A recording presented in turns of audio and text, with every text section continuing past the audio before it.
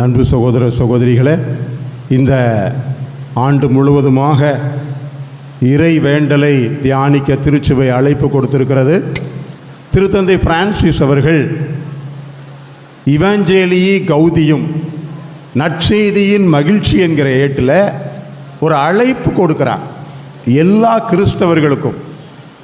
என்ன அழைப்பு என்றால், ஒவ்வொரு கிறிஸ்துவரும் இந்த வேளையிலே, இந்த காலத்திலே இயேசு கிறிஸ்துவை தனிப்பட்ட முறையில் சந்திக்க வேண்டும். இல்லை என்றால் இயேசு உங்களை சந்திக்க நீங்கள் உங்கள் மனதை திறந்து வைக்க வேண்டும். ஒன்று இயேசுவை நாம் சந்திக்க வேண்டும், இல்லை என்றால் இயேசு என்னை சந்திக்க என் இதயத்தை நான் திறந்து வைக்க வேண்டும். இதை ஒவ்வொரு நாளும் தவறாமல் செய்ய வேண்டும். என்னுடைய இந்த அழைப்பு அவருக்குத்தான் இவருக்குத்தான் நினைக்கக்கூடாது, உனக்குத்தான் இந்த அழைப்பு. அப்படி தான் புனித நம்முடைய திருத்தந்தை பிரான்சிஸ் சொல்கிறார். இந்த அழைப்பு எனக்கு. நான் இயேசுவை ஒவ்வொரு நாளும் சந்திக்க வேண்டும். இல்லை என்றால் இயேசு என்னை சந்திக்க என் இதயத்தை திறந்து வைக்க வேண்டும். இயேசுவை எப்படி சந்திப்பது? முதன்மையாக, முக்கியமாக ஜெபத்தில் நாம் அவரை சந்திக்கிறோம். பழைய ஏற்பாட்டில் இன்றைக்கு நாம் நம்முடைய மறையுரைக்கு எடுத்திருக்கிறபடி ஆபிரகாம், பழைய ஏற்பாட்டில் பெரிய ஆசீர்வாதமாக இருந்தவர் ஆபிரகாம் தான். இன்றைக்கு ஏன் ஆபிரகாமை பற்றி நம்ம சிந்திக்கிறோம்னா, ஆபிரகாமை போல நமக்கும் ஆசீர்வாதம் வேண்டும். இயேசுவுக்கே புகழ். ஆபிரகாமை போல எனக்கும் ஆசீர்வாதம் வேணுங்கிறவங்க கை தட்டுங்க பார்ப்போம்.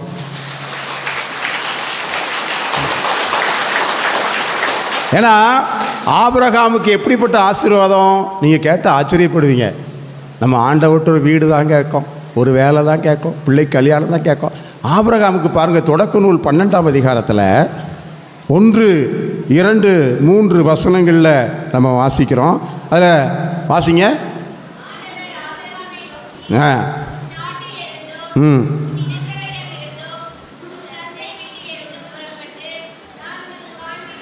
ஆபிரகாமுக்கு முதல் ஆசீர்வாதம் என்ன? ஆண்டவர் ஒரு நாட்டையே கொடுக்கிறார். ஒரு ஊர் இல்லை, ஆபிரகாம் ஒரு ஊரில் இருந்தார். ஆபிரகாம் ஊர் பேர் என்ன? ஊர் தான். தன்னுத்துக்கு என்ன பேர்? தன்னுத்து தான். ஆபிரகாம் ஊரோட பேர் என்ன? ஊர். ஒரு ஊரில் இருந்தவருக்கு கடவுள் என்ன சொன்னால், உனக்கு ஒரு நாட்டையே கொடுக்க போகிறேன். ஒன்று. அடுத்து வாசிங்க.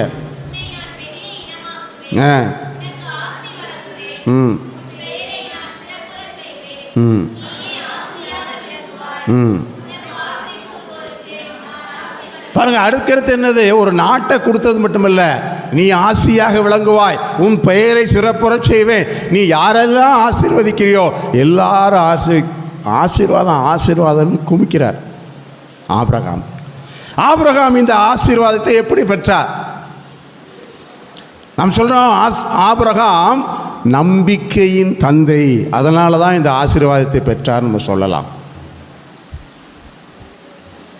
ஆனால் யாக்கோபு 2ஆம் அதிகாரம் 17வது வசனத்தில் யாக்கோபு சொல்கிறார், செயலில்லாத நம்பிக்கை உயிரற்ற நம்பிக்கை, செயலில்லாத விசுவாசம் செத்த விசுவாசம்.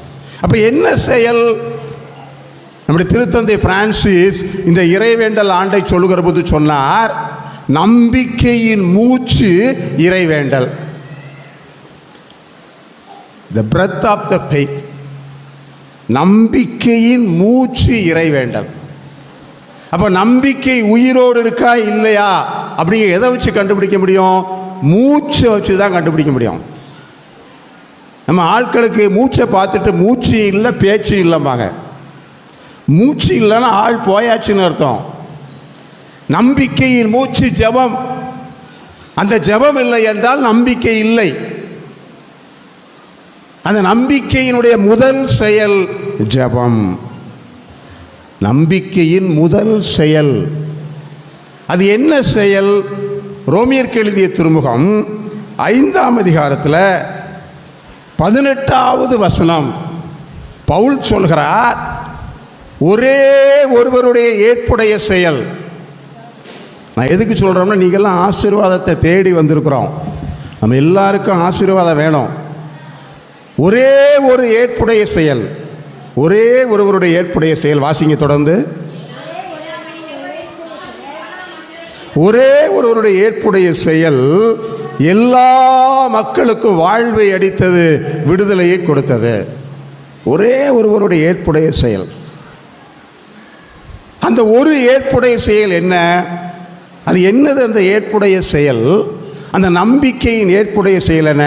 1 தீமோத்தேயு 2ஆம் அதிகாரத்தில் 3வது வசனத்தை வாசிங்க. 1 தீமோத்தேயு 2:3.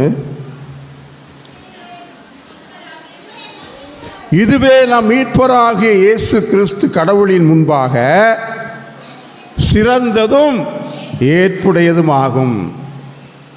ஆபிரகாம் 2 காரியங்களை பெற்றார். அவருடைய செயல் ஏற்புடையதாகவும் இருந்தது, சிறந்ததாக இருந்தது. எது ஏற்புடையது? முதல் வசனத்தை வாசிங்க. 3வது வசனத்தில் சொல்றாரு ஏற்புடையது, சிறந்தது. எது ஏற்புடையது? முதல் வசனத்தை வாசிங்க. அனைவருக்காகவும் மன்றாடுங்கள், இறைவனிடம் வேண்டுங்கள், பரிந்து பேசுங்கள், நன்றி செலுத்துங்கள்.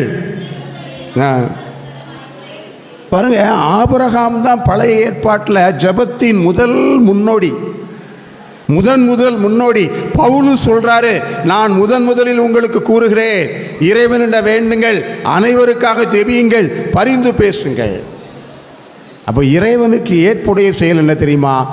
பிறருக்காக மன்றாடுவது, மற்றவர்களுக்காக ஜெபிப்பது கடவுளுக்கு ஏற்புடைய செயல். ஏற்புடையதான என்ன? கடவுளுக்கு பிரியமானது. கடவுளுக்கு ரொம்ப பிடிச்சது என்ன தெரியுமா? மற்றவர்களுக்காக ஜெபிப்பது. அதைத்தான் பவுல் சொல்றார். ஆபிரகாம் அவர் மற்றவர்களுக்காக, சோதோம் கொமோரா நகரம் மட்டுமல்ல, அவர் வாழ்நாளெல்லாம் மற்றவர்களுக்காக ஜெபித்திருக்கிறார். ஆபிரகாம் நம்பிக்கையின் தந்தை. அவருடைய முதல் ஏற்புடைய செயல் ஜெபித்தார். அது எப்படி சிறந்ததாகும்? பவுல் சொல்ல, ஒன்று ஏற்புடைய செயல், இன்னொன்று சிறந்தது. மற்றவர்களுக்காக ஜெபிப்பது ஏற்புடைய செயல் என்றால் அது எப்படி சிறந்ததாகும்? கடவுள் ஆபிரகாமுக்கு பெரிய ஆசீர்வாதத்தை கொடுத்தாரு. 100 வயசாயிருச்சு, குழந்தை பிறக்கிறதுக்கு வழியே இல்லை. ஆனால் கடவுள் ஆபிரகாமுக்கு, கடவுளால் ஆகாதது ஒன்றுமில்லை, உன் மனைவி சாரா கருத்தரிப்பாள் என்று சொல்லி அவருக்கு ஒரு மகனை கொடுத்தார். பாருங்க, மற்றவர்களுக்காக செபிக்கிற போது அதனுடைய சிறப்பு என்ன ஆகும்?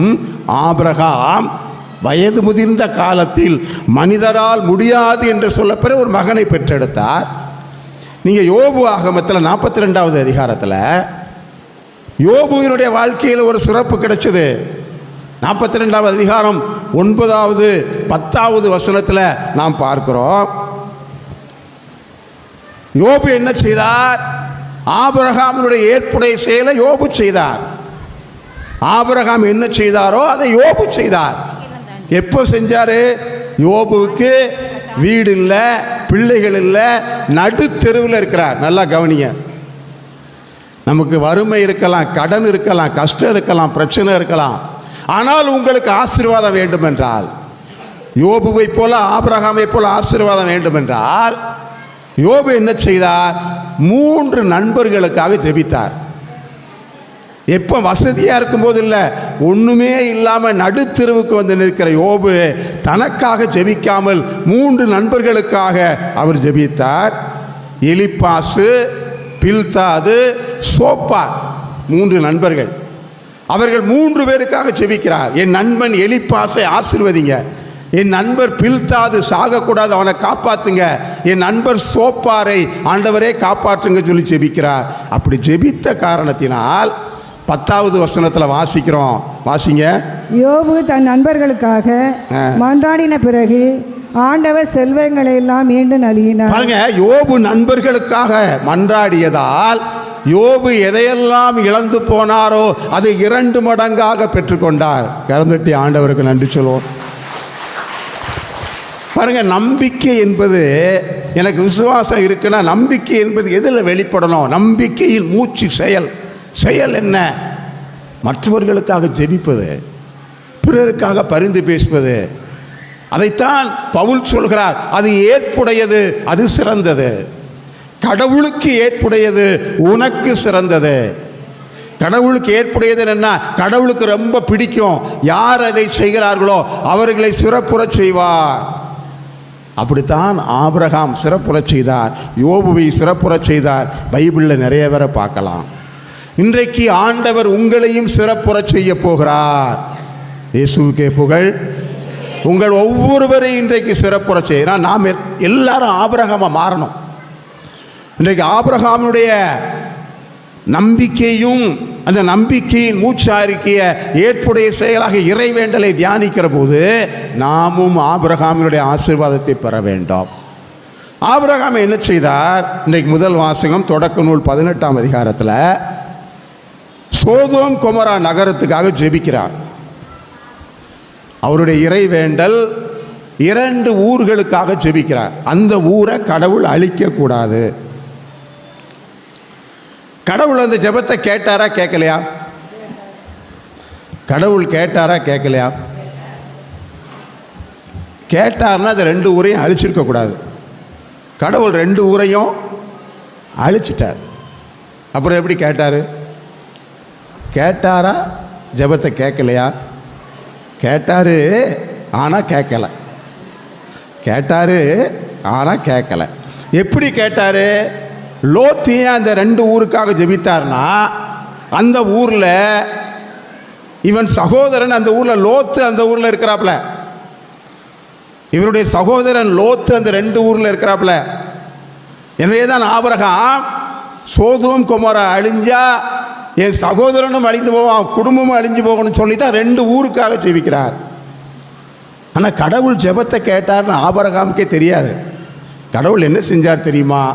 அந்த தூதர்களை அனுப்பி, அந்த 18-19ஆவது அதிகாரத்தில் பார்க்குறோம், தூதர்களை அனுப்பி லோத்து வீட்டுக்கு போய், எப்போ அந்த 2 ஊரையும் அழிக்க போகிறேன், அதனால் நீங்கள் குடும்பத்தோடு ஊரை விட்டு வெளியேறிடுங்க. அப்போ என்ன லோத்து என்ன சொல்கிறாரு? மனைவி 2 பொம்பளை பிள்ளைங்க, அந்த 2 பொம்பளை பிள்ளைகளுக்கு 2 பையன் நிச்சயம் பண்ணியிருக்கிறாங்க, மருமகன் நிச்சயம் பண்ணியிருக்காங்க, கல்யாணம் ஆகலை. அவங்களையும் கூட்டிக்கிட்டு போனோம். 2 பொம்பளை பிள்ளைங்க, 2 மருமகன், 4 மனைவி, 6 பேர் ஓடணும். அப்போ மருமக்க மாட்ட போய், தம்பிகளாக வாங்கப்பா போவோம், ஊரை அழிக்க போகிறாரு கடவுள், வாங்க போவோம் சொன்னால் அவன் சிரிக்கிறான். ஏன்னா அந்த ஊருக்காரன் பார்த்தீங்களா, அந்த புத்தி தானே இருக்கும், கடவுளை அழிக்க போகிறாரா, எங்கள் மாமாவுக்கு பைத்தியம் பிடிச்சி போச்சுக்கா. அப்போ என்னாச்சு? மருமக்கமார் வரல, லோத்து உள்ளே உட்கார்ந்துருக்கார், ஊர் அழிய போகுது. ஒன்று கடவுளின் தூதர்கள் என்ன பண்ணாங்க? லோத்து கையை பிடிச்சி, மனைவி கையை பிடிச்சி, 2 பிள்ளைகளை கையை பிடிச்சி தரதானே இழுத்துட்டு போனாங்க. இழுத்து கொண்டு போய் ஊருக்கு வெளியே விட்டு திரும்பி பார்க்காம ஓடிப்போன்னு விட்டாங்க. விட்டதுக்கப்புறம் 2 ஊரையும் அழிச்சாங்க. அப்போ ஆபிரகாமின் ஜெபம் கேட்கப்பட்டதா? கேட்கப்பட்டதா? கேட்கப்பட்டது. லோத்தும் குடும்பமும் காப்பாற்றப்பட்டது. ஆனால் சோதோம் கொமோரா அழிந்து போனது. இப்போ நான் என்ன சொல்கிறேன்? ஆபிரகாமினுடைய ஜெபம் வல்லமையானதா? நம்ம ஜெபம் வல்லமையானதா? யாருடைய ஜெபம் ரொம்ப வல்லமையானது? ஆபிரகாம் ஜெபமா நம்ம ஜெபமா? இன்னும் நம்பிக்கை வரல நமக்கே. இல்லை, ஆபிரகாம் ஜெபத்தை விடையா? ஆபிரகாம் ஜெபத்தை விட நம்முடைய ஜெபம் வல்லமையானது. அல்லேலூயா. ஆபிரகாமை விட நம்ம அதிகமான ஆசீரையும் வெற்றியும் பெற முடியும். கைதடி ஆண்டவருக்கு நன்றி. எப்படி தெரியுமா? அந்த ரகசியம்லாம் நிறையா இருக்குது. கோயிலில் வந்து இப்படி போட்டு ஜெபம் பண்ணாலும் ஜெபம் கேட்காது. ஜெபத்துக்கும் சில ரகசியம் இருக்குது. எப்படி சொன்னால் எப்படி கிடைக்கும்? ஆபிரகாமுக்கு கிடைக்கல, நமக்கு கிடைக்கும். ஆபிரகாம் எதை வைத்து ஜெபித்தார்? கடவுளுடைய உடன்படிக்கையை வைத்து ஜெபித்தார். தொடக்க நூல் 17ஆம் அதிகாரத்தில் 10வது வசனத்தில் கடவுள் ஆபிரகாமோடு உடன்படிக்கை செய்து கொண்டார். என்ன?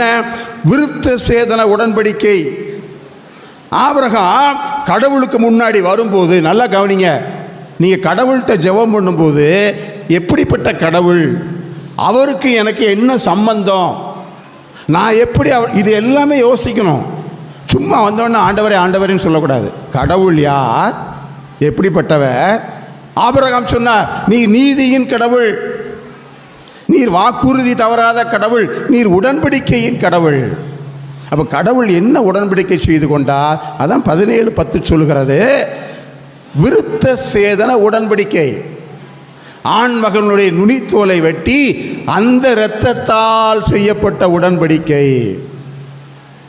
அப்போ ஒரு ஆணினுடைய இரத்தத்தினால் செய்யப்பட்ட உடன்படிக்கை ஆபிரகாமின் உடன்படிக்கை.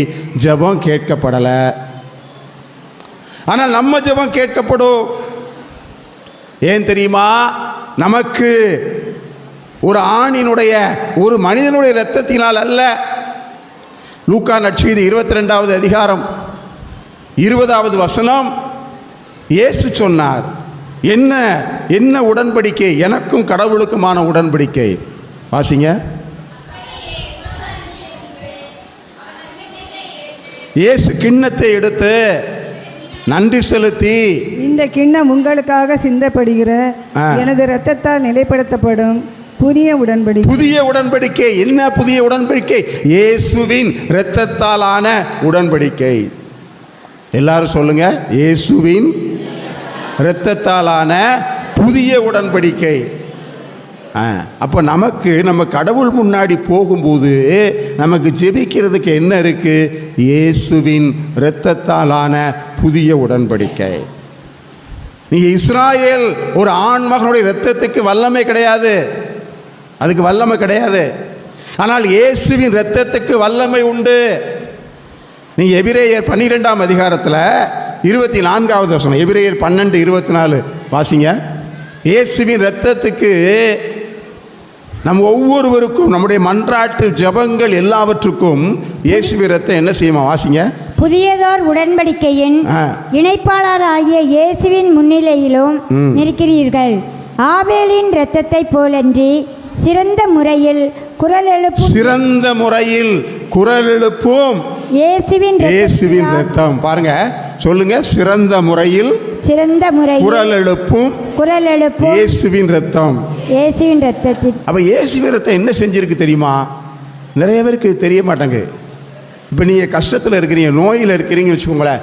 நோய், எங்கள் வீட்டில் கடன், சரியா, என் வீட்டுக்காரர் குடிகாரர்.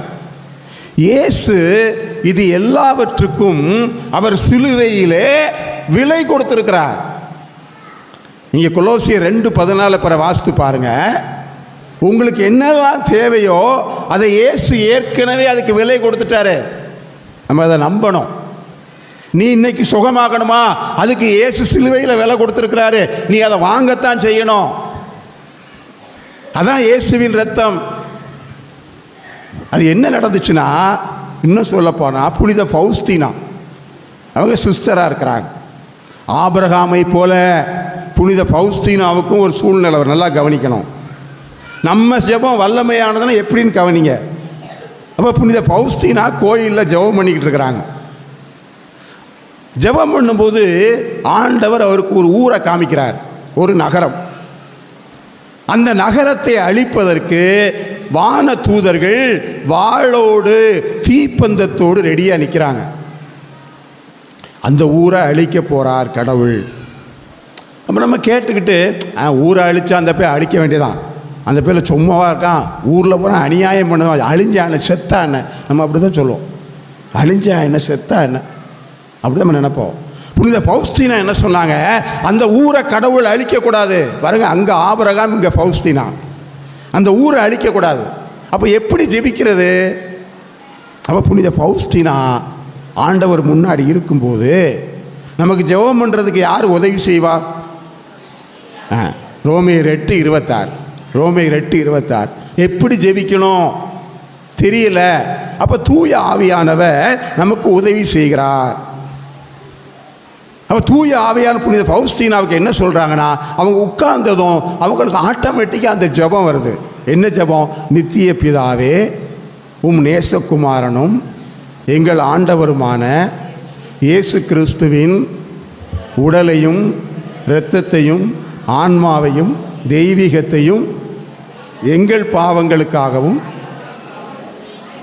இரக்கத்தின் ஜெபம் இன்னைக்கு சொல்கிறோம். ஆனால் அன்னைக்கு தான் புனித பௌஸ்தீனாவுக்கு இந்த ஜெபமே வருது. அதுக்கு முன்னாடி அவங்க கேட்டதில்லை இந்த ஜெபத்தை. தூயாவியானவர் சொல்ல சொல்ல அந்த ஜெபத்தை சொல்கிறாங்க. அந்த ஊரை அழிக்கக்கூடாது. இவங்களா சொல்லிக்கிட்டே இருக்காங்க, நித்திய பிதாவே, நேசப்பிதாவே, உம் திருமகனும் எங்கள் ஆண்டவருமான இயேசு கிறிஸ்துவின் உடலை சொல்லிக்கிட்டே இருக்காங்க. சொல்லி முடிச்சுட்டு அவங்க போயிட்டாங்க. அடுத்த நாள் வராங்க. அடுத்த நாள் கோயிலுக்குள்ளே வந்ததுமே இந்த ஜெபம் தான் வருது அவங்களுக்கு. நித்திய பிதாவே, உடைய நேசகுமாரனும் ஆண்டவருமான இயேசு சொல்லிக்கிட்டே இருக்காங்க. இந்த ஜெபத்தை சொல்லி சொல்லி சொல்லி அழிக்க வேண்டிய அந்த ஊரை அழிக்காம வானதூதர்கள் திரும்பி போனார்கள். ஆண்டவர் அந்த ஊரை அழிக்காமல் காப்பாற்றினார். ஏன் தெரியுமா? பௌஸ்தீனா, புனித பௌஸ்தீனா ஆபிரகாமை போல ஜெபிக்கல. புனித பௌஸ்தீனா புதிய உடன்படிக்கை இரத்தத்தை பற்றி ஜெபிச்சாங்க. ஆண்டவர் இயேசு இரத்தத்தை பற்றி ஜெபிச்சாங்க. அந்த இயேசுவின் இரத்தம் சிறந்த முறையில் குரல் எழுப்பும் இரத்தம். எல்லா அழிவுக்கும் அந்த இரத்தம் விலை கொடுத்து யாரும் அழிய வேண்டாம், என்னையவே அழிச்சுக்கிறேன்னு சொன்ன இரத்தம். இயேசுவுக்கே புகழ், இயேசுவுக்கே நன்றி. அதனால தான் ஆபிரகாமை விட நீங்கள் அதிகமாக ஆசீர்வாதம் பெற முடியும். ஏன்னா நமக்கு புதிய உடன்படிக்கை இருக்கிறது. அப்போ என்ன செய்யணும்? நம்ம கடவுள் என்ன செய்கிறார் தெரியுமா? சோதோம் குமரா அழியும் போது, போலந்தில் ஒரு ஊரை அழிக்கும் போது, நீ எசேக்கியேல் 22வது அதிகாரம், எசேக்கியேல் 22ஆம் அதிகாரத்தில் கடவுள் என்ன செய்கிறாரு? இப்போ உங்கள் ஊரில் ஒரு பிரச்சனை, உங்கள் ஊரில் எல்லாருக்கும் காய்ச்சல் வேக வேகமாக பரவுது. காய்ச்சல் வேக வேகமாக பரவுது உங்கள் ஊரில் வருதுன்னு வச்சுக்கோங்க. ஏதோ ஒரு காய்ச்சல் பரவுது. இல்லை உங்கள் ஊரில் ஒரு சின்ன பிரச்சனை வந்திருக்கு. கடவுள் உடனே என்ன செய்கிறார் தெரியுமா? அந்த ஊரில் இதற்காக யார் ஜெபிப்பா என்று தேடுறார். நல்லா கவனிக்கணும். இதுக்கு யார் அந்த ஊரில் ஜெபிப்பா? ஜெபம் பண்ணுறவங்க யாராவது இருப்பாங்களா? கடவுள் அதைத்தான் தேடுறாரு. ஒரு நிகழ்வு, ஒரு சம்பவம், ஒரு பிரச்சனை வரும்போது கடவுள் தேடுகிறார். யாராவது இதுக்காக ஜெபம் பண்ணுவாங்களா? ஜெபம் பண்ணால் அந்த நோயை ஆண்டவர் விரட்டுவார், அந்த ஆபத்தை ஆண்டவர் நீக்குவார். வாசிங்க 30-31 வாசிங்க. எசேக்கியேல் 22:30-31. எனக்கும் இந்த நாட்டு மக்களுக்கும், ஏன்னா கடவுள் அந்த நாட்டை அழிக்கிறதா முடிவு பண்ணிட்டாரு. கடவுள் அழிக்கிறதா முடிவு பண்ணிட்டாரு. அப்போ கடவுள் என்ன சொல்றாரு? எனக்கும் இந்த நாட்டு மக்களுக்கும் இடையே ஒரு சுவரை எழுப்பி அதன் மூலம் நான் இந்த நாட்டு மக்களை நான் அழிக்காதபடி தடுப்பவன் ஒருவனை அவர்களிடையே தேடி, யாராவது இருக்கானா தேடி தேடி பார்த்து, ஆயினும் யாரும் கிட்டவில்லை.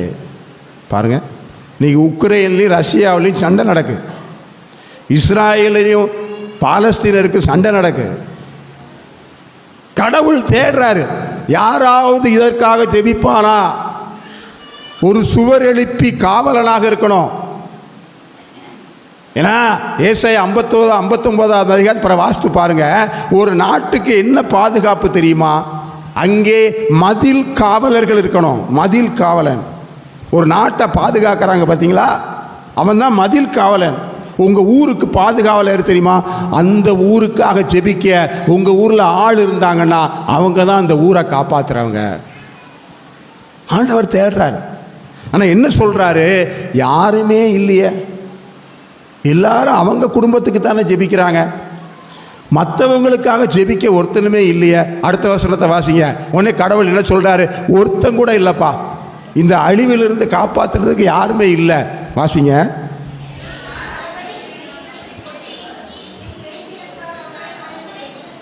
எனவே நான் அந்த நாட்டை அழிப்பேன். கடவுள் அழிச்சிட்டார். அப்போ நல்லா கவனிச்சுக்கோங்க, ஒரு நாடு அழிஞ்சு போனதுக்கு அங்கே அநியாயம் அக்கிரம் பண்ணுறவன் காரணம் கிடையாது. யார் காரணம்? நீங்களும் நானும் தான் காரணம். அதற்காக ஜெபிக்கிறவன் இல்லை. அதனால் அநியாயம் அக்கிரம் பண்ணுறவனை குறை சொல்லக்கூடாது. இயேசு அநியாயம் அக்கிரம் பண்ண குறை சொல்லலை, அவர் தன் உயிரையே கொடுத்தார். அப்போ நீங்களும் நானும் ஜெபித்தோம் என்றால் கடவுள் தேடுறார், யார் ஜெபிப்பா? நாம் ஜெபித்தால் அழிவிலிருந்து எல்லா மக்களையும் காப்பாற்றுவார். அழிக்கிறவன், கொலைகாரன் மனம் மாறுவான். அதுதான் ஏற்புடைய செயல். அதைத்தான் கடவுள் நமக்காக தேடிக்கொண்டிருக்கிறார். அப்படி யார் இதிலே தன்னை ஒப்பு கொடுக்கிறார்களோ, ஆண்டவரே நான் ஜெபிக்கிறேன். ஏன்னா இயேசு என்ன செய்து கொண்டிருக்கிறார்? நீங்கள் எபிரேயர் 7ஆம் அதிகாரம் 25வது வசனம், எபிரேயர் 7:25 வாசிங்க.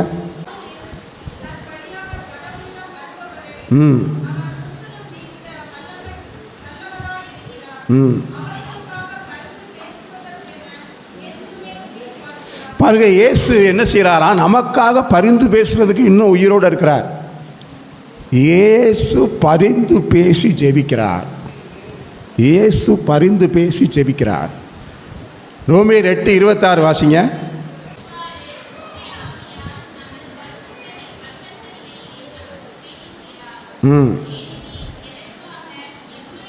இறைவனை வேண்டுவது என்று நமக்கு தெரியாது.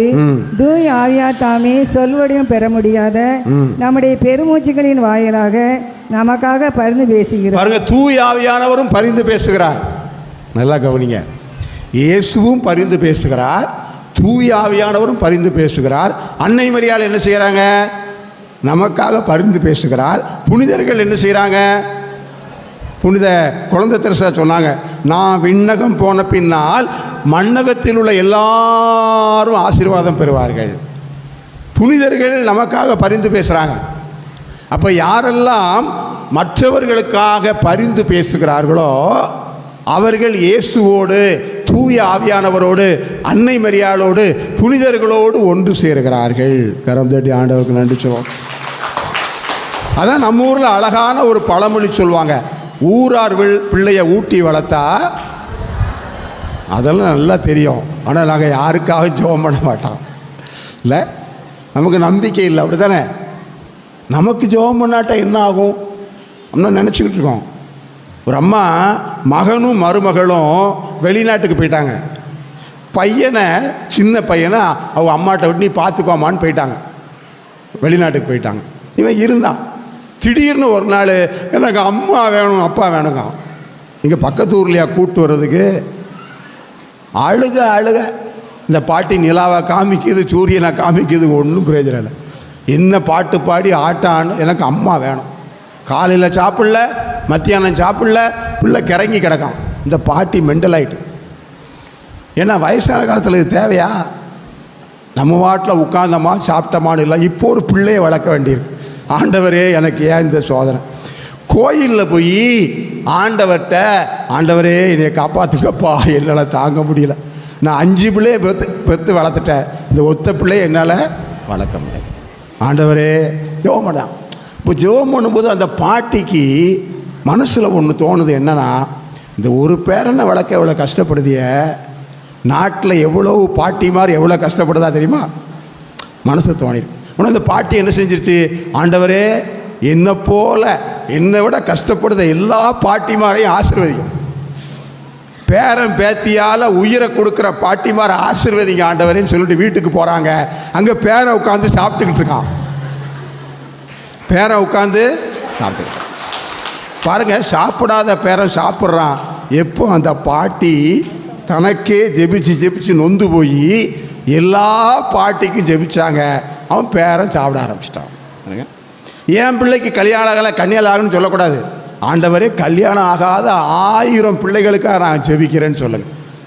சொன்னால் அதுக்கு ஏற்புடைய செயல் கடவுள் உங்களுக்கு சிறப்புற செய்வார். உங்கள் பிள்ளைக்கு கல்யாணம் ஆகும். கரந்தட்டி ஆண்டவருக்கு நன்றி சொல்லும். அதைத்தான் ஆண்டவர் செய்கிறார். அதனால தான் நம்ம ஜெபம் பண்ணும்போது 5 விரல் ஜெபம் பண்ணும்போது 5 விரலை ஞாபகம் வச்சுக்கணும். ஒரு சிலருக்கு 6, 7 இருக்கணும், வச்சுக்கோங்க. இப்போதைக்கு 5 விரல், சரியா? 5 விரலில் இது என்ன விரல்? பெருவிரல். இப்படி யாருக்கு நம்ம செய்வோம்? யார்கிட்ட இப்படி செய்வோம்? நம்முடைய நண்பர்கள், நம்முடைய குடும்பத்தில் உள்ளவங்க, இப்படி தம்சு படிப்போம்ல. அப்போ இந்த விரல் எதுக்குன்னா நம்முடைய குடும்பத்தில் உள்ளவர்களுக்காக, நண்பர்களுக்காக, உறவுகளுக்காக ஜெபிக்கணும், சரியா? இது என்ன விரல்? ஆளை காட்டி காட்டி, இதுதான் குறை சொல்கிற விரல். அவர் சரியில்லை, இவர் சரியில்லை, அது சரியில்லை, பங்குச்சாமியார் சரியில்லைப்பா எது சொல்லும் இல்லை, நம்ம அப்படி தான் பேசுவோம். ஏன்னா புரணி பேசக்கூடாதுன்னு எல்லாரும் சொல்லி பார்த்துட்டாங்க. திருத்தந்தை பிரான்சிஸ் சொல்லிட்டாரு, புரணி பேசுகிறவன் தீவிரவாதின்னு சொல்லிட்டாரு. ஆனால் சொல்லியும் ஒன்றும் நடக்கலை. ஏன்னா பேசாமல் இருக்க முடியாது. நான் என்ன சொல்கிறேன், புரணி பேசுங்க. என்ன வேண்டாம்னு சொன்னால் கேட்கவா புரிய? புரணி பேசுங்க, நல்லா பேசுங்க. அரை மணி நேரம் 1 மணி நேரம் பேசுங்க. ஆனால் பேசி முடித்ததும் அடுத்தவா கதை நம்ம எதுக்கு அப்படி மட்டும் சொல்லக்கூடாது. ஏன்னா எல்லா மேட்டரும் காலி ஆகிட்டு, பேச வேண்டியதெல்லாம் பேசி முடிச்சாச்சு. அடுத்தவா கதை நமக்கு எதுக்கு, எல்லாம் பேசி அப்படி எந்திரிச்சு போகாமல் நீங்கள் என்ன செய்யணும், யாருக்காக புரணி பேசுனீங்களோ அவங்களுக்கு ஒரு சின்ன ஜபம். இப்போ பங்குசாமியாக இருக்கா புரணி பேசியிருக்கீங்கன்னு வச்சுக்கோங்க, அரை மணி நேரம் ஓடி இருக்கு. இல்லை ஃபோனில் பேசுகிறீங்க, முடிஞ்சதும் சரி பங்குசாமிக்கு ஒரு ஜபம் சொல்லுவேன்னே, ஆண்டவரே ஏசப்பா எங்கள் பங்குசாமியை ஆசீர்வதிங்க, உங்கள் இரத்தத்தால் கழுவுங்க, எடுக்கிற எல்லா முயற்சியும் ஆசீர்வதிங்க. ஒரு ஒரு ஒரு ஒரு 3-4 வரியில் ஒரு ஜபம். அப்போ என்ன ஆகும், நீங்கள் புரணி பேசுனதை கேட்ட ஆண்டவர் உங்கள் ஜபத்தை கேட்டு பங்கு தந்தையை ஆசீர்வதிப்பார். அதனால தான் குடிகாரரை பார்த்து குடிக்காத நான் சொல்லவே மாட்டேன். நீங்கள் சொல்லி கேட்கவா போகிறாரு? நான் என்ன சொல்லுவோம்னா சிலுவை போட்டு குடிக்க சொல்லுவேன். குடிக்கிறதுக்கு முன்னாடி ஜெபம் பண்ணி, ஆண்டவரே இந்த கட்டிங்க ஆசீர்வதிங்க, ஒரு சிலுவை இந்த கட்டிங்க ஆசீர்வதிங்க, இந்த கட்டி எனக்கு உடலுக்கு உள்ளத்துக்கும் எனக்கு நல்ல ஒரு அருமருந்தாக இருக்கும். உங்களுக்கு கட்டிங்க சிலுவை போட்டு குடித்தா அடுத்தவரை குடிப்பாங்களா? அது உள்ளே போகாத அழுகுதுறோம், வாந்தி தான் வரும் இல்லை. அதுதான் இறைவேண்டலின் ஆற்றல், அதுதான் ஏற்புடைய செயல், அதுதான் நம்பிக்கையின் மூச்சு. நமக்கு திருச்சபை சொல்லிக் கொடுக்குது பாருங்களேன்.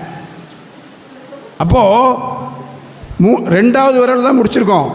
முதல் விரல் என்னது? பெருவிரல். இது யாருக்கு? 2வது ஆள்காட்டி விரல். இது யாரை குறை சொல்கிறோமோ, யாரை பிடிக்கலையோ, யாரை பார்த்த உடனே காலையில் எந்திரிச்ச உடனே பசு பசு பசுன்னு வரும். காலையில் எந்திரிச்ச உடனே இந்த மூஞ்சியில் முழிக்கவா, அது மாமியாராக கூட இருக்கலாம், மருமகளாக கூட இருக்கலாம். அப்போ நீ உடனே என்ன நினைக்கணும், ஓ ஆண்டவர் என்னைய ஜெபம் பண்ண சொல்கிறாரு. யாரை நினச்ச உடனே மனசு பசு பசுங்குதோ அவங்களுக்கு ஜெபம் பண்ணணும். 3வது விரல் என்ன விரல்? நடு விரல், உயரமான விரல், பெரிய விரல். யார்? பெரியவங்க, நாட்டை ஆளக்கூடியவர்கள், நம்முடைய திருச்சபையை ஆளக்கூடியவர்கள், நம்முடைய மறைமாவட்ட ஆயர், நம்முடைய முதன்மை குரு. இவங்களுக்காக ஜெபிக்கணும்.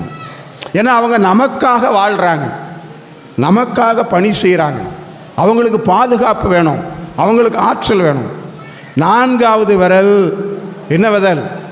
மோதிரம் போடாட்டெல்லாம் அதுக்கு பேர் மோதிர விரல். இந்த 4வது விரல் யாருக்காகனா ஏழைகள், நோயாளிகள், வறியவர்கள், பலகீனமாக இருக்கிறவங்களுக்கு 4வது விரல்.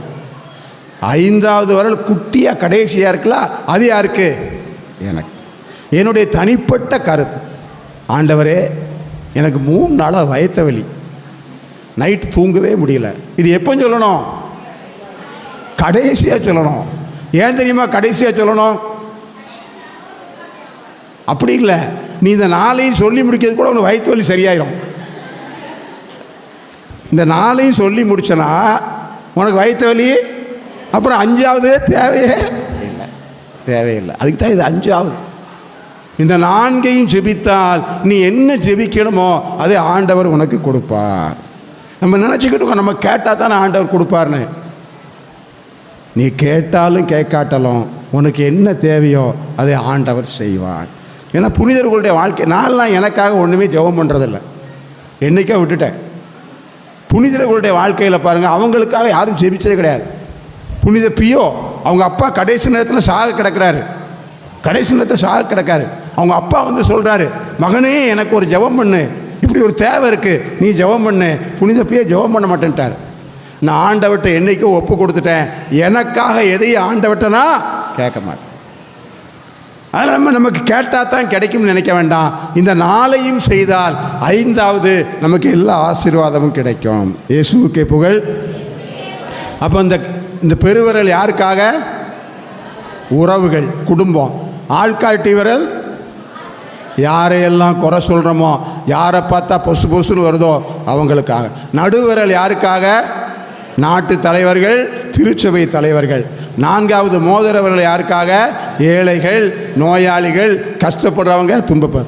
5வது விரல் தான் ஆபிரகாம் அதை செய்தார்.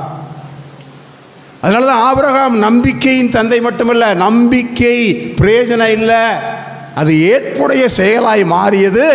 ஆபிரகாம் ஆசீர்வதிக்கப்பட்டார். இந்த நாளில் அந்த ஆசீர்வாதத்தை கடவுள் நமக்கு கொடுக்கிறார், நம் ஒவ்வொருவருக்கும் கொடுக்கிறார். எப்போ?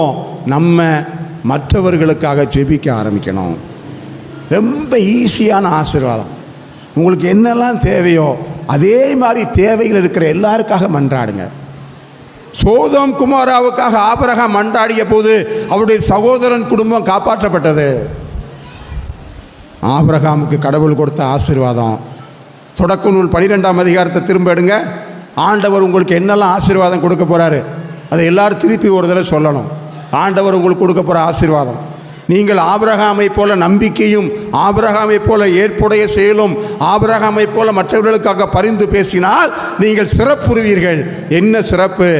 வாசிங்க.